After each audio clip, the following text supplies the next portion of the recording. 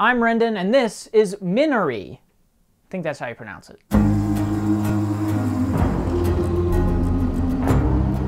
David, look! They're wheels! So this is a film from writer-director Lee Isaac Chung, who, before this, I had literally never heard of before. But I had heard that it won the Grand Jury Prize at Sundance last year, and I decided to look into this filmmaker and this film a little bit. And upon closer inspection, I found out that a lot of people were coming out of this calling it one of the most heartwarming things they've seen this year. And after I saw it, oddly enough, I think I would describe it as bittersweet, which is still a very good thing. I really enjoyed Minari. 여기 대체 어디야? 집이지? 새로 시작한다고 그랬잖아. It's actually getting a wide release in February, and when it does, I would highly recommend you going and checking this out. But one thing to know about this is the director we'll talk about a little bit, because he is a sort of an interesting figure when talking about this movie. Again, I didn't know about him, but he apparently studied filmmaking at the University of Utah, which is only a few miles from where I live, and he, as a kid, moved to Arkansas with his immigrant family to start a farm, which, strangely enough, is the plot to this movie. It is about a family that moves to Arkansas hoping for a better life. They're a South Korean family that moved from LA to Arkansas to build a farm and, you know, achieve their dreams. It's an American dream type of story. But this type of grounded, realistic story can frequently have these melodramatic trappings to it, where the filmmakers can't help themselves. They have to put in some melodrama or some schmaltz in there to up the emotion, to up the drama. And this movie very skillfully avoids all of them. What a wonderful day to be in the house of the Lord. If you're here with us for the first time, please stand. Whether that's because this is like the director's story or just because it's a great script, I couldn't say.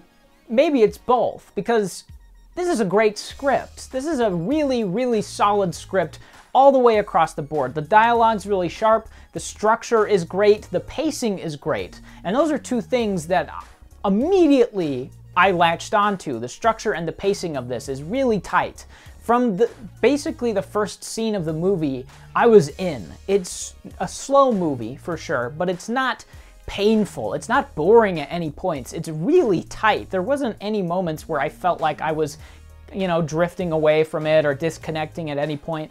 And that's probably because it's really tightly structured as well. The pacing is good, and the structure is hitting all the beats it needs to at almost the precise moments it needs to. It's really well done, really well written stuff. I mean, you have plenty of time in the first act. The first 20-25 minutes of this is dedicated to the characters. You learn about who this family is, what the dynamic of them is, what their life was like, what their life is now, and how they want it to be. So you learn all of these things about their lives, and you meet all the characters that are going to be major players in the script, all in the first 20 minutes. It's all really well done and really well set up.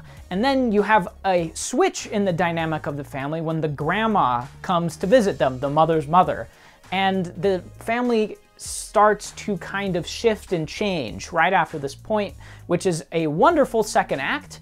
And then there's a few more switches and changes that happen near the third act that just up the drama even more. It's really well done. I loved that it's through the perspective of the kids. It's not about Steven Yeun. It's not about his character, even though he's a part of it. It's not about the mom. It's not about the grandma. It's about everybody, but it's mostly about that main kid and his relationships to everyone and the dynamics between them all. And I loved that. I loved that approach.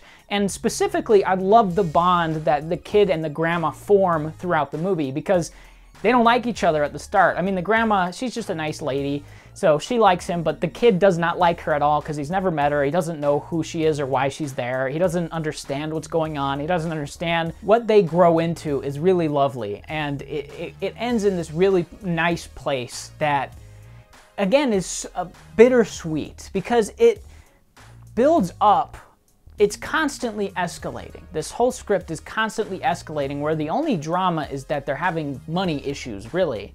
And it builds up to this point where you really get attached to all of the characters, and specifically those two, and something happens near the end, which I don't want to spoil, that gets really downtrodden. The movie gets really sad at that point, which is why I call it bittersweet, because there are elements of this that are very nice and like wrapping yourself under a blanket, but near the end it does start to have that kind of melancholy vibe to it. How's your daddy like that new farm? He growing things good, doing things right? Yes. 미국 애들은 할머니랑 같이 방 쓰는 거 싫어한다던데. But I don't like Grandma. Faith can mean a lot of different things to a lot of different people. Faith can mean something religious, your faith in a higher power and that they'll look after you. Or faith in a person, having faith that somebody is going to do the thing they said they're going to do. Faith can mean a whole bunch of different things, and this film explores a bunch of different ways or things that it can mean. I mean, you have Will Patton, who is this religious nut who literally carries a cross down a street many times in the movie, so he has faith in a higher power.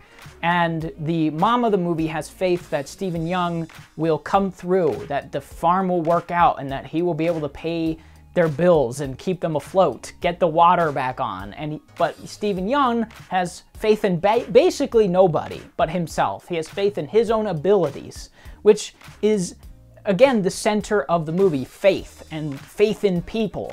Because Stephen Young, the main arc is that he wants to do everything himself. He wants to make this farm himself. He wants to find wells to water the farm himself. He wants to do it all himself, and the arc is that you can't do that. You can't do everything yourself. You have to rely on people at times. He can't plant all these crops and upkeep them himself. He needs Will Patton to come in and help him, and that's stuff that I absolutely loved about this. I think that's a great message to have. It's a really wonderful thing, especially in 2020, which is sort of a cliche almost to say at this point, that 2020 is such a bad year that this movie is like perfectly timed. But it is, because it's about faith in people.